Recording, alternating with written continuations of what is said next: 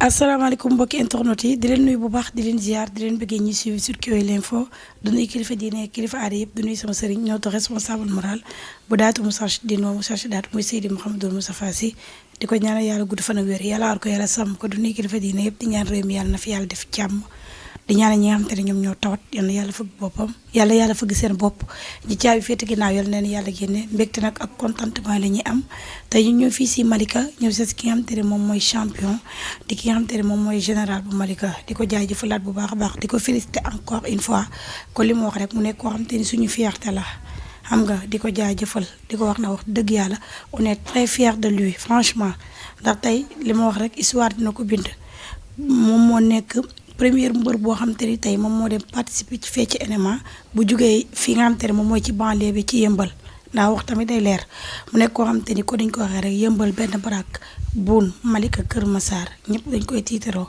encore une fois di ko féliciter di ko ñaanal tamit la yàlla na ko jikk yeneen ñëw ci barke yonent bi mu dem ba nekk fa li nga xam te ni tey jël ceinture bi gën a mag dem ba nekk fa champion du monde pourquoi pas moom nag combat bi nga xam te ni moom ak Gora Sock mu nekk combat boo xamante ni jàmbaar production moom moo tëgg loolu mu nekk combat boo xamante ni nag le 6 juillet la incha allah kon ni ma koy waxee rek ñu fas yéene waxtaan ci MMA bi fas yéene waxtaan ci li nga xamante ne moom mooy ci làmb ak instant bi tamit li nga xamante ne moom mooy changement bi am ci làmb ñu fas yéene waxtaan ak moom mais di nuyu ki nga xamante ni moom mooy Bulldozer mi ñu fi fekk di nuyu Mia di nuyu tamit coach Azou mi nga xamante ni macha allah moom moo koy.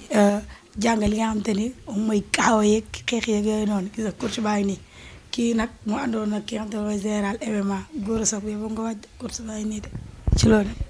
Fatma naaj maa ngi cool ginnaaw bañ sant yàlla julli ci yeneen bi di gërëm suñu waajur di nuyu waa Malika yëmbal benn baraak buun Kër Massar àllu ba ñaax montagne Mbëbës di nuyu waa ñàkk rob Tivaouane Peulh Daara Thioub di nuyu waa Mambi Laurent di nuyu waa Jaxaay 1 Jaxaay 2. aussi tamit di nuyu waa Almadi 2 daa am ñu ma ci woo naan ma Zé ñun ci lañ bokk kon maa ngi nuyu waa Almadi 2 bu baax a baax aussi di nuyu suma coach Azou di ko siyaar bu baax a baax di nuyu suma gars yi di nuyu Bulldozer di nuyu Mbia xam nga di nuyu staff général bi yëpp aussi Fatma di la nuyu di nuyu képp ku ñuy bàyyi xel. kon fi ma njëkkee woon sànq rek Zé ñu commencé koo gis ci li nga xamante ni ci beneen sport gannaaw ba nga compétir li nga xamante ni moom mooy lutte simple def ci lu ne. nekk ci meilleur lutteur nekk ci lépp ñëwaat ci lutte avec frappe macha allah nekk ci ñu jékki-jékkiwaat nga demaat ci li nga xamante ne moom mooy MMA ñu gis ni 3 sports yooyu yëpp macha allah yaa ngi ciy bay sa waar mais ci combat MMA yi lan moo la inspiré par rapport dañ doon xaar ci lutte avec frappe bi kon ni nga def ci lutte simple bi mais combat MMA bi lan moo la ci inspiré. waaw combat MMA bi ba bi ma ci communiqué yaakaar naa yàgg na xëy na yàlla day soog a dogal ma am ci combat ndax boo xoolee avant Covid maag suma coach bii nii defoon nañ benn interview xam nga boobu lay soog a jógee France ñëw war na dér ay vers 4 ans yooyu waaw ñu def émission xam nga ñu wax ci MMA bi ak boxe anglais bi affaire yooyu noonu mu ne dafa bëgg ma yaatal yokk sama niveau de sport yokk sama xam nga capacité wu xeex affaire yooyu noonu bañ tënk ci boobu ba léegi nag yàlla dogalul woon mam ci combat ndax dama focus woon ci bëre simple bi ak lutte avec frappe ndax moom mi bokk na ci ñi ma daan sonal naan ma il faut nga ñëw del ñëw entraînement salle del ñëw xam nga del ñëw ñu mën la utal combat affaire yooyu noonu ma ne ko non waaw su ma ne ko waaw pour ma sax dem problème la ndax boobu ni ma mel ci bëre simple ndax ñëpp xam nañ sama jikko ci bëre simple ñëpp xam ne dama bëgg bëree comprendre nga ñu dem nag ba benn instant yàlla dogal suma combat arène passé ma bëree ak jamteer yi ñu parrainel drapeau bi Beuz bañ ko parrainel drapeau bi nag mu ne moom pour gagner combat bi dina fexe lu toll la 5 combats MMA après nag depuis lors bañ jógee ci combat bi ma toogoon lu yàgg déggante wu ma ak Beuz ñu ngi doon déggante ma wax ñu mu ne ma dinaa la utal combat ba ci ba ñuy waaj a dugg ci korité bi mu woo ma ne ma Zé est-ce que pare nga pour combat MMA ma ne ko pourquoi pas ci la ma imposé nag ne ma pare nañ pour jox la combat ma ne leen amul problème ñu njëkk maa jox benn adversaire ñu dem ba dernier moment adversaire boobu am empêchement boo xam ne togale la après ñu demaat ba dernier moment ñu jox ma adversaire bi muy Fanfan ma ñëw samay coach su ne leen gars yi jox nañ ma combat ñu ne ma kon temps amul ndax liñ la doon wax mu ngi nii à chaque fois dañ la doon wax del ñëw di entraîner di assister ñu wutal la combat mu mel ni yow bëggoo affaire yi ma ne ko non ba ñu ma ko sax mais dama focussoon ci bëre simple bi ak lutte avec frappe beeg yooyu noonu ba sax pour man su ma toogaan benn fan dew ma din wala dew ma contact mooy loolu noonu mais nag comme instant bi nii jël nañ combat temps amul mu ne ma waa am problème ci la ma woo ma ñëw commencé delluwaat salle ba foofu di entraîner di préparer depuis lors ba yàlla suturaal ñu ci quoi vraiment. est-ce que tey entraîner ci coach ci li nga xamante ne moom mooy MMA sport la boo xamante ni moo ngi sport yi du benn. tey nan nga ko doon préparer par rapport ñu gis ni bu dee làmb bu dee lutte avec frappe xam nga nan nga koy pratiquer lutte simple. mais ak bii dafa am différence. waaw am na différence bu baax bokkuñu physique. waaw bokkuñu ni ñuy entraîner aussi tamit bokkuñu affaire yi daal loo maîtriser wul boo ci demee da ngay xam ni lii daal bokkul ak li nga maîtriser mais lépp jom ak jàmbaar rek a koy def quoi. wàññi nga ci poids. waaw wàññi woon naa ci poids bu baax sax ndax moment bi may jël combat bi 2 semaines avant koor la quoi. presque 40 jours affaire yooyu noonu. mais yàlla dogal na ni presque entraînement yu bëri ci biir koor gi lañ ko doon defee. mais nag alhamdulilah quand même. ba ci régime alimentaire bi tamit nan la waaw mais ça va ndax xam nga dafa tombé koor gi te ku ne xam ne ñun Sénégal moom dañoo bëgg ceeb te nag souvent boo nekkee ci préparation am na ay ñam yu ëpp protéine par rapport ak ceeb ak yooyu noonu dañ daan def bu ñu ndogoo lekk fruits yu bëri naan ay jus naturel ay jus d'orange affaire yooyu noonu. aussi tamit xam nga di lekk ay mu xam sa bu baax a baax ceeb bi moom lu munta ñàkk la ndax boo ñëwee di nga ko laal benn yoon muy reer beeg yooyu mais bu weesoo loolu guddi gi yëpp ay mu xam sa ngay lekk ay caagri ay fruits ay ñam yu am protéine quoi vraiment macha allah. loo musul def donte entraîné nga ci am nga tamit ñoom expérience yoo xam te ni tey ñoo la ci entouré mais tey le fait que nga dem Togo loo musul def yow yaa fa nekkoon au moins Petit Lo mos na ko compétir gañewuloon Tapha Tine ñu gis tey le roi des arènes ñëw accompagner leen ñu gis à part keroog amoon nga feneen foo leen daje woon mu lay conseiller ñu gis vidéo yeeg yooyu noonu Modou Lo donte dafa représenté woon pour ñëpp mais tey yéen ñaar avant ngay compétir yéen ñaar waxtaan ngeen. waaw non waxtaan nañ entre frère ak entre sportif ak sportif fu ñu daje moom vraiment dinañ joxante cër waxtaan nuyonte jaama sante mooy loolu noonu waaw waxtaan nañ. mais gis nañ réaction ci yéen ñëpp yéen ñooy compétir foofu. waaw mais bien sûr le fait que ñu war a compétir mu ñëw assister xam nga donte invité d'honneur la woon ci bis bi mais wane na ni kat moom Sénégalais la bàyyi na lépp su ku war a combat day ñëw ci salle d'attente bi mooy fi ñuy nekk avant ñuy dugg ci ring bi day ñëw foofu conseiller wax ak gars yi affaire yooyu vraiment ñu koy saluer loolu nice la quoi. ba nga yéegee ci li nga xamante ni tey nga yéeg nag tey ñu woo général Malika woo ki nga xamante ni tey moom nga doon compétiral mais foofu lan nga yëg le fait que loo musul def ñu gis nag baare nañ ko par rapport ak lutte avec frappe lutte simple affaire yooyu noonu loolu ban sensation la. waaw man mbégte laa ci am quoi ndax li ñuy faral di wax rek ku yokkul yaa wàññi te yaakaar naa am ñun moom ci cadre xeex ak sa morom wala jëflante ak sa morom. duñ ci tiit duñ ci ragal duñ ci am pression ndax saa su ne liñ gëm la ñuy doxee man bu ma doon bëre ku dàq xeex ci monde bi suñ dajee du ma calculer sa xeex wala li nga mën man li ma mën laay gëm ba moom laay appliquer ba ñu dugalee ci ring bi nag neex na ndax man le fait que ma ñëw dugg si ñu tegal ma ay son séeréer ma jug rek man ça me fait beaucoup plaisir loolu mbégte la ci man mbégte laa ci am aussi tamit ba ma duggee ci biir ring bi wane naa ci mbégte laa ci am quoi ndax awma benn complexe wala may am benn affaire bu may xalaat wala ma koy calculer fulla ak fayda laay ñëw def. nga def exploit ci moom macha allah ñu gis na nga compétir ak moom ak ni nga xeexee ak moom def exploit boo xamante ni gars yi bëgg nañ kontaan nañ le fait que tey ba nga gagné. waaw vraiment loolu moom mbégte la ndax yaakaar naa nga génn porter sa drapeau réew rek dem am ci ndam rek loolu dara gënu koo rëy waaw ñu santee ko suñu borom nag santee ko suñu coach yi nga xam ne ñoom la ma yàlla booleel ñu nekkoon ci entraînement yi début xam nga.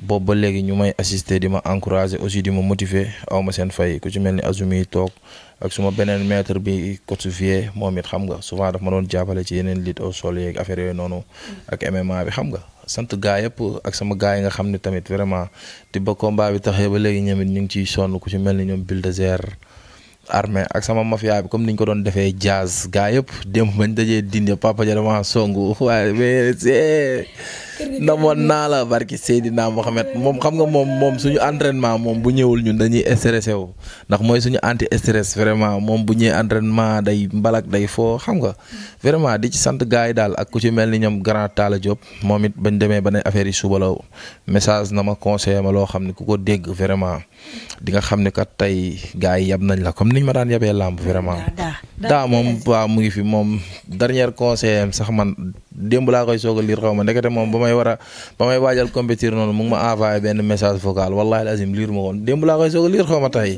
ndekete di ma expliqué waaw defal nii nangam ma ne ko man maa ngi ànd ak ay coach professionnel yow li nga may conseillé dèjà gars yi yabee nañ ma ko quoi vraiment aussi di leen kontaane bu baax ndax yombul tey ngay génn di dem uti say staff say xarit say copains yi ngay àndalool ay di defandoo entraînement sa entourage ñëpp ku ci nekk day stressé wu ndax lan yéene la ndam kon nag ñu ngi leen di sant bu baax a baax a baax. am na ñeneen ñu fa doon compétir Tapha Tine compétir na fa mais ñu gis ni bari na ay polémique que ni li mu def baaxul dafa yéex et tout mais tey yow loolu nan nga koy déggee ñu gis ni moom lañ gën a critiquer ci ñi fa dem. waaw man nag jotuma ko sax bàyyi xel li ko gars yi doon critiquer mais li am solo daal moom mooy sénégalais la man sénégalais la am naa ndam du ma def lu dul di ko féliciter aussi di ko encourager affaire yi moom tout début difficile looy soog a participer xam nga maîtriser woo ko di nga ci mënoo cee ñëw rek adopté wu ci à 100% xëy na li muy doon premier combat am la amaana xamagu ci lu bëri moo tax mu demee noonu mais na ko gars yi encourager motiver ko moo gën xam nga rek ñu koy déstabiliser di ko wax ay di n'importe yooyu amul sens quoi pour man comme le fait que champion la fii Sénégal ak doye bi mu am nangoo wàcc dem compétir MMA rek pour man dañ ko war a mën a encourager quoi motiver ko man loolu laa gëm. macha allah am na solo léegi nag à comme que gagné nga bi amaat nga yeneen kii contrat yu la lii ak ñoom. non waaw combat bi moom confirmé nañ ko instant bi li suñ kanam mu ngi suñ kanam après loolu lu ñuy waxtaan ak staff bi la ak sumay coach ak yooyu waaw instant bi mooy loolu waaw. ci biir loolu nga gagné sa premier combat MMA mu nekk loo xam te ni ñu ko réussir bariwul mais ci biir loolu ba tey bala ñoo dinañ ñëw ci coach Azou tamit mu am lu bari lu mu wax si yow mais ci biir loolu tamit. am nga combat boo xam te ni yaa ngi koy waajal muy sa combat Gora Sock fi mu toll ci làmb donte ci Mama Lamine la jógee yéen da ngeen am yéen ñaar benn adversaire en commun muy Fils de Balla te yow exploit bi nga def ñaar ñi gën a jafee daan ñoo xam te ni tey pour adversaire ñu am ko c'était tout un problème nga affronté leen ku ci mel ni Diam Terry ak Forza exploit boobu noonu nga ñëw dal ci Gora Sock te à part Gora Sock am na yeneen combat ñu la doon proposé lan moo tax choix Gora Sock da nga jàpp ne moo fi sës wala combat bi yéen ñaar da ngeen a war a bëre ku nekk tàkk. waaw non du question la ay choix ak affaire yooyu noonu làmb moom dañ lay proposé rek bu ci staff bi d'accord nga jéem a xool ndax souvent gars yi dañuy wax ay làmb ak làmb tey ji yow li nga bëgg ak li promoteur bi bëgg ak li amateur yi bëgg du benn. tey da ngay gis ñoo xam ne dañ naan la waaw da ngaa waroon bëre ak ñee da ngaa waroon bëre mais par exemple tey su fekkoon dama bëgg bëre Gris Bordeaux yor raqam ci kanamam prévoir parewul pour may ma chance damay ñëw toog jëmale déwén di ko xaar bu weesoo Gris Bordeaux yeneen adversaires yi fi nekk yëpp am nañ combat comprendre nga te aussi làmb mooy suñu gañ pay tey jii bu ma xëyee toog bëreewu ma soo moytul mën na ñaaw kon nag comme lii mooy suñu liggéey xam nga suñu amee temps pour def ko dañ koy def ndax tamit xam nga doon nañ ma proposer yeneen adversaire mais adversaire yi ñu ma doon proposer par rapport ak Gora Sock mais Gora Sock la yàlla dogal mu taxaw duñ def lu dul préparer ko rek comme ni ñu doon préparer focus ci concentré wu ci ñaan yàlla suñu borom suturaal ñu. waaw mais dafa am combat boo xamante ni ñi ko bëggoon bari na dem nañ ba naan la sax da nga koy sóoraale muy Gris 2 yàlla mu tax. combat Gris 2 wala nga jàpp ne Forza mi nga daan lan moo tax ndax gis nañ combat boobu gars yi ñu ngi la ciy traité du n'importe quoi que ni da nga koo ragal que ni da nga xam ne mënoo koo daan mais lan moo tax loolu nga bàyyi Gris 2 dem jël. waaw mooy li ma la junj sànq li mbër mi bëgg ñaari mbër yëpp bëgg ko day méngoog promoteur bëgg ko tey taxaw naa ne pare naa pour bëre ak Gris 2 am na promoteur yu ma ci doon démarché mais waxuñu ma ci lu leer. waxuñu ma ci leer ba ñuy proposé ma Gora Sock aussi tamit li ñu ma proposé Gora Sock par rapport ak li ñu ma proposé Gris 2 xam nga tal ak temps amul comme tey jii Gora mbër la ñu mbër yëpp champion la ni champion yëpp comprendre nga bu ñu ma proposé ma déglu sama staff dama koy jël dem bëre. waaw. d'accord fi nga ko jëlee est-ce que baax na Gora Sock boo xam te ni 100% parcelle ou bien parcelle famille ñoom ñëpp ñoo pare ñu gis Modou Lo nekk ci tête bi ak tamit fan yi ñoom exploit yi ñuy def muy moom Franc te gis nañ ñoom ñaar moo ko Franc niñ mel te est-ce que tey fi nga jëlee Gora Sock réellement baax na. baax na ci ban côté dafa yor luñ mënta yor wala dafa am luñ mënta am wala dafa am loo xamante ne bëre moom xam naa ni ñaar duñ ko def benn koy def Gora Sock laa jël avance am Gora Sock laay préparé bu weesoo Gora Sock calculé wu ma keneen wala may xalaat keneen. pour ñu préparer leen daa métti de. waaw mais amul problème ñun yàgg nañoo daj ak façon mbër bu ne li am solo mooy avance Gora Sock lañ jël maa ngi focus ci Gora Sock. d'accord mais dégg nañ ci communication dégg nga li mu wax. lan la waxati. non mais général yow daa mel ni instant da ngaa ñeme Gora Sock dara xew nga lan la waxati. non comme da nga ne dégg nga li mu wax te moom comme yàlla dafa dogal li muy wax daa bari moo tax ma naan la lan la waxati. moom moo ëpp doole. ah moom ëpp doole. waaw jour ji lañ koy confirmer ndax moom ëpp doole. waaw jour ji lañ koy confirmer. mais ki mel ni Gora Sock mës nga ko bëre sa carrière bu demoon ak Jamtéri ak Forza mais ci cadre bëre beeg sa way bi affronté gars yeeg yooyu noonu. man bëri naa ñu gën a xeeri Gora Sock ci côté bépp nag. ci côté bépp. du ci cadre bëre du ci cadre xeex. non amoo problème boobu noonu. kon amoo looy bàyyi xel dara ci Gora Sock. pourquoi pas ma war a bàyyi xel dara ci Gora Sock. ci bëre bi yéen ñaar. man bërekat laa dama mën bëre. damaa ñeme mënuma xeex mais damaa ñeme xeex. parce que gars yi da ngay gëm ba pare soo ko jàpp. gëmm jàpp laay loolu tàppe da koy def. ragal mooy gëmm jàpp ne nii jàpp non loolu ragal la koy def. te booy gëmm di jàpp doo gis yi ngay jàpp. saa boo yoroo ñu yokkal la man su ma yoroo damay jàpp. détermination bi nga am gis nañ dañoo gis général boo xam te ne bu décidé da nga am benn wax boobu nga xoon nga ne ma dafa am lu nekk ci kanam te dama koy jël.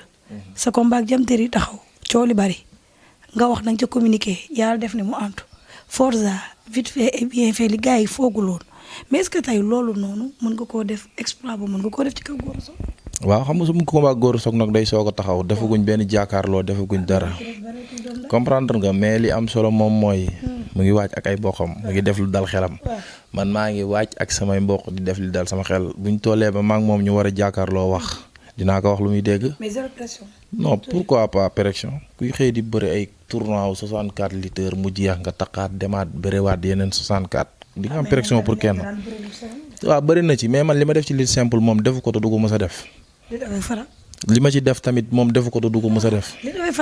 waaw lan la ma gën a def ci lutte avec frappe boo xam nga limal ma moom Tyson Guinguinéo da koo jàpp moom di ko zongale coos toog arbitre bi saale ni woot nar a joxe victoire arbitre bi de bëriwaat mu ñëw bëriwaat soo ko daan Tyson Guinguinéo def recours ñu jox ko victoire man ma jàpp Tyson Guinguinéo dóor ko mu daanu.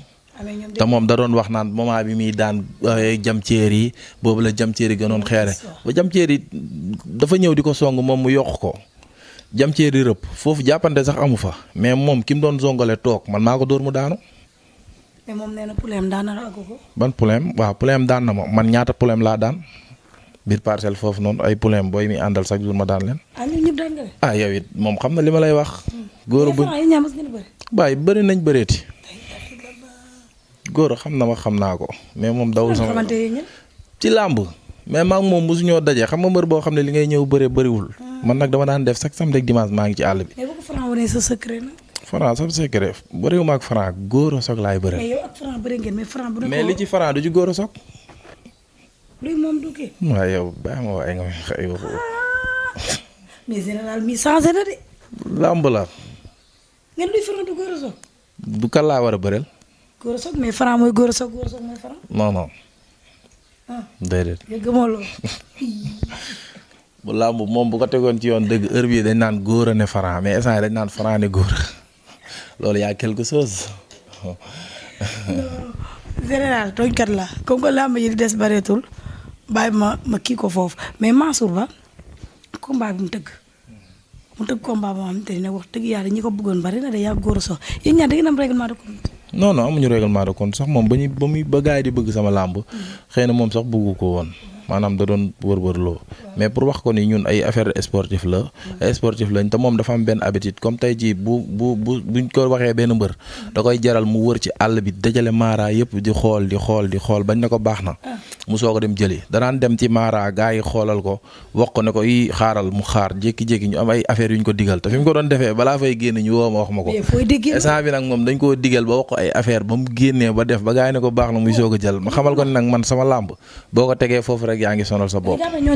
waaw moom jàpp na ni nag moom instant bi général yor nañ ko ba mu dëgër takk ko ndax moom noonu rek lay bëree ndax boo xoolee mu ngi wax diggante mag Cobra moom Cobra dañ koo njëkk a dox ñoom ñaar Cobra pare mu taxaw ne moom parewul te ñu fay ko ci kase bu ëpp doole mu bàyyi ba Cobra nekk ci boppam mu am fu mu ko dugal ba jekk Cobra soo ko ñëw taxaw di wër ci média yi pare naa na Cobra ñëw jour boobu boo ñëwee esaat boo xoolee Cobra da nga koy yërëm da ngay xam ni kii tey am na fu ko gars yi jaar mystiquement comprendre nga mu ñëw mu am nu mu demee comme moom nag noonu lay làmbee gën a la def loolu mais di nga xam ni biir yooyu.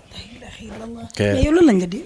non man kenn déew ma dara entraînement lañ ma dee liggéey man ku ma xam loolu la ma xamee kuy xalaat ci man sama diggante ak yow jamono ji ci làmb nga am foo ko jaar non yaa ngi nax sa bopp. dem dee fa dellu. yàlla baax na yàlla na yàlla dolli suuf. mais man dama jàkkaar yow 100% parcelle bi ñeme nga leen de ñoom bëri nañ dem. li ma la wax man parcelle li ma fa am barki yeneenti yàlla Mouhamed góor a ma fa dëkk amu ko. bul ma kii ci affaire yooyu noonu mais nag man ko loolu eggaguñ ci buñ ci eggee dinañ xam ndax maa ko dàq moom mais dama ne la Parcelles ak Cambérène moom xam na ko moom ci boppam loolu ump ko ndax du ma toog 2 jours wala 3 jours te dew ma Parcelles te bu ma fay dem mbuta laay yor. billaahi wallaahi non du question de wóolu dama fay jaar ay nit waa Cambérène dama am ñoo xam ne samay nit yu dëgër lañ. non attends ma expliquer la góor maa ngi moom làmba ñu boole. comprendre nga te làmb bi ñu boole ci làmb lay yem. bu weesoo kantaan loolu noonu comme li ngay wax ni ay affaire Parcelles barki yeneen ti yàlla moo xam ne ba nii may waxee am na ay nit yu dëkk Parcelles yoo xam ne man la ñuy supporter te dañuy déggante ci lépp te loolu jiitu sama diggante combat Gora Sock kon war a bëre Gora Sock war du yàq sama relation yooyu noonu kon li am solo moom mooy moom laay préparé Gora personnel laay préparé ma waa Cambérène préparé. non dama fay dem du n'importe nu ma neexee. changé na. waaw ça yow it nag man damay mbër bu ñuy utal changé.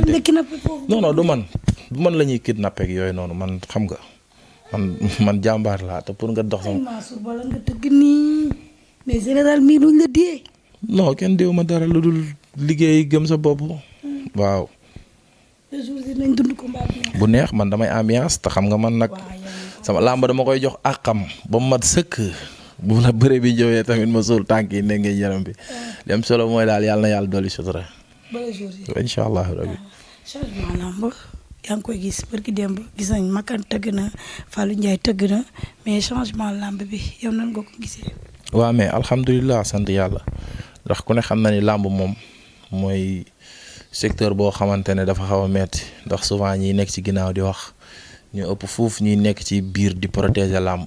comprendre nga moo tax bu ñu amee décision yu ñu ci jël gars yi di ko doxal duñ def lu dul topp seen ginnaaw rek ndax ñun ay mbër lañ ñun ñooy acteur personnel bi mais aussi tamit organiser luñ suñ bopp. kon mbër promoteur a koy fay. promoteur CNG ko fi bàyyi CNG état wa ko fi teg. comprendre nga kon ku ci nekk rek daa am ku la tënk tey mbër mënut a dem sans CNG. mbër mënut a dem sans promoteur mënut a dem sans CNG mënut a dem sans état mënut a dem sans ministre des sports léegi nag ndigal bu jógee gars yi joxe ko teg ko dañ koy tënk rek dañ ciy tënku rek ñun ñëpp buñ ci tënkoo amaana yàlla mën nañoo suturaal. mais règlement est-ce que arrangé na leen le fait que boo ñëwee tout droit sa cumbukaay ngay dem nombre de personnes yi ñu leen doon may wàññi nañ ko bari na mais est-ce que tey làmb ak réalité mbër tey lii ñu so règlement CNG bi réellement est-ce que arrangé na leen. waaw mais. même bu fekkee tamit arrangé wuñu mooy li ma la wax ñun tënkuñu suñu bopp bu fekkoon dañ ne ñun ñoo moom suñu làmb bopp am suñu fédération wu bopp tënk suñu yëfi bopp dinañ xool luñ ci arrangé ñu dem waxtaan ceeg ministre bi wala dañ ne lii lañ bëgg làmb doxee mais ci biir loolu noonu réew mi dafa am nu muy doxee dafa am ñoo xam ne ñoo jiite réew mi am nuñ bëgg réew mi doxee doon def lu dul tënk ci loolu li am solo nag mooy tey jii boo doon xool làmb démb daan nga gis lu mel noonu mbër dugg si ak ay cumukaayam dugg si rek bàkku pare dem teg cumukaayam mais léegi gis nga mooy comme li may faral di wax rek jamono yi fi dernière bouteille xewee benn nit a fi créé dernière bouteille daan nga gis mbër muy ñëwati di nga gàddu sa benn affaire bu ndaw bu arbitre bi ne prime nga ne signalé daw génn laal ko ñëwaat mu indi benn affaire boo xam ne day jur benn tardement bañ demee ba bàyyi ko ci la gars yi commencé focus ci loolu bañ jékkee-jékki tamit ba nga gis des fois mbër ànd ak diw kenn ci biir géew mu def ay affaire nga gis kuy ñëw ci làmb ànd ak ñenn nit yoo xam mooy loolu noonu mais comme ñi wax defaral leen tax a jóg nañ ànd ak ñoom rek bu fekkee jur na njëriñ jur na defaru après ñu tënk ci loolu rek te xam ni làmb moom vraiment dañoo war a bokk ci ñu koy jëmale kanam mais warul mën a doon loo xamante ne day yàqoo ci ñun mbër yi warul mën a doon loo xam ne day yàqoo ci waa CNG wala ñi nga xam ne ñoo jiite làmb nañ fexee xool nu mu gën a rafetee rek ñu defee ko mais comme lii la ñu wax nañ ci tënku rek yàlla baax na xëy na jour viendra ñëpp dinañ ci gis seen bopp. bala ngaa tàggatoo ñu ñëw ci ki nga xamante ne moom mooy le coach Azo. waaw Azo Gora Sock Azo ngir xàmmee ko maa ngi lay ziar. Ça va dellu naa la ziar j'espère que tu vas bien. yaa ngi am jàmm. Ouais, ça va, merci. Ok. Et toi? Ça va, alhamdoulilah. C'est un athlète complet qui sait tout faire, il sait lutter et maintenant il commence à savoir se battre. Donc je pense qu'il peut aller très loin. Très loin. Alors en général, c'est quelqu'un de très curieux, quelqu'un qui est à l'écoute et du coup ça fait que c'est facile de travailler avec lui. À chaque fois que je lui donne un conseil, il l'applique à la lettre. Du coup, dans ce sens-là, on ne peut que évoluer. Il ne peut que évoluer parce qu'il écoute. Donc, ce qui fait que nous, on est là avec les compétences et le savoir, et on essaye de partager ce savoir avec lui. Et lui, avec son écoute, ben, il fait que appliquer. Donc, franchement, c'est facile de travailler avec lui. Ouais. Même la lutte avec frappe. Ouais, la lutte avec frappe, on va dire qu'on essaye juste d'adapter, mais ça reste de la boxe sans être de la boxe, parce que c'est pas tous les lutteurs qui savent se battre. Okay. Donc forcément, quand tu es avec quelqu'un qui ne sait pas se battre, ça peut déconstruire un peu toi ta boxe. Okay. Donc tu es obligé des fois de t'adapter, et le plus souvent on voit des coups qui arrivent un peu de nulle part, et tout ça, faut calculer ça. Donc ça demande un ajustement et une adaptation, quoi. Okay. Tu connais son prochain adversaire comme Gora Sock. Comment il pratique la lutte? Non, sincèrement, je ne le connais pas. Mais en principe, quand Général il prépare des combats et qu'on se prépare pour un adversaire, moi je me renseigne et je regarde l'adversaire et pour voir comment il combat et comment il boxe, pour qu'on puisse travailler, analyser le combattant pour pouvoir travailler en conséquence, quoi. Ok. Maintenant, vous êtes des alliés? Oui, ça c'est depuis longtemps, c'est pas d'aujourd'hui. C'est juste que c'est maintenant que je commence à me faire voir. Mais sinon, ça fait quoi, depuis 2021 que je me suis installé au Sénégal qu'on a commencé à travailler ensemble. Ouais. Pour la lutte MMA, est-ce qu'on peut attendre Général pour devenir comme les Reug Reug et ainsi de suite? Moi, j'aime pas trop la comparaison. J'aime pas la comparaison. Moi, je suis focus sur Général. Il va faire sa carrière et c'est sûr qu'il va aller très très loin parce qu'il y a le potentiel. Donc cette comparaison, bon, je la vois pas trop. Mais en tous les cas, là, on a vu le 12 qu'il y avait un potentiel et qu'on avait quelque chose à faire dans ce milieu-là. Puisque l'adversaire qui était face à lui, c'était un gars qui avait plus d'expérience dans le monde du sport de combat et pourtant aujourd'hui, Général l'a battu. Okay. Voilà. Général, vous préparez le kickboxing parce qu'on me dit que le kickboxing et le MMA différencié. Le kickboxing et le MMA. Alors, MMA, c'est Mixed Martial Arts. Ça veut dire que ça regroupe tous les sports de combat en un sport. Donc, on a droit à tout. C'est-à-dire qu'on a droit au coude. Donc, ça veut dire qu'il y a Muay Thai dedans, il y a kickboxing dedans, il y a boxe anglaise dedans, il y a grappling dedans, il y a jujutsu dedans, et judo, et lutte. Or que si tu prends le kickboxing, par exemple, tu as que les pieds-points. Donc, tu n'as pas de coude non plus, tu n'as pas d'amener au sol, etc. Donc ça veut dire que tu as et les poings et les jambes. Ça s'arrête là. Donc il y a une grosse différence quand même. Tu penses que le Général peut aller loin? Je pense qu'il peut aller très très loin. Parce que en gros, chez les poids lourds, il n'y a pas beaucoup de monde dans le domaine. Ce qui fait que quand on est poids lourd, on peut vite monter dans les statistiques et on peut être amené à combattre pour un titre mondial très rapidement. Donc oui, je pense qu'il peut aller très très loin. Oui. Dernier. Bon, mon dernier mot, merci à vous pour cette interview, merci à Général pour la confiance et à toute l'équipe. Voilà. Okay, merci. Merci. Dégg nga ko. Dégg nga nee na incha allah moom bëggul sax comparaison. le fait que nee na gis nañ daal tu peux aller très très loin. incha allah rabbi waaw yéene boobu lañ am te nit moom lépp looy dugg rek li ci jiitu mooy am ci gëm-gëm ak gis-gis bu sori lii xew nag yàlla moo ko xam mais li am solo mooy am nañ ci gëm-gëm am nañ ci fulla am nañ ci fayda moom mi ñuy àndal tamit àndut ak ñun ndax bëgg lu ñu neex mais mu ngi ànd ak ñun ci fulla ak fayda di ñu fexee teg ci kot kon nag nañ ñaan yàlla mi nga xam ne mooy ki dara tëwul yàlla nañ yàlla doole suturaal ba fi nga xam ne fa lañ bëgg a yegg ñu yegg fa ci kàttanu suñu borom. même avec frappe moom daf lay accompagner dégg nañ ko moom mu ne xamul bu baax Gora Sock mais dina ko étudier. waaw incha allah rabbi mooy li am. waaw xëy na xamu ko mais gisee dinañ ko ni adversaire baa ngi nii te lum ñu ci wax rek dinañ ko bàyyi xel bu soobee yàlla. waaw kontaane naa.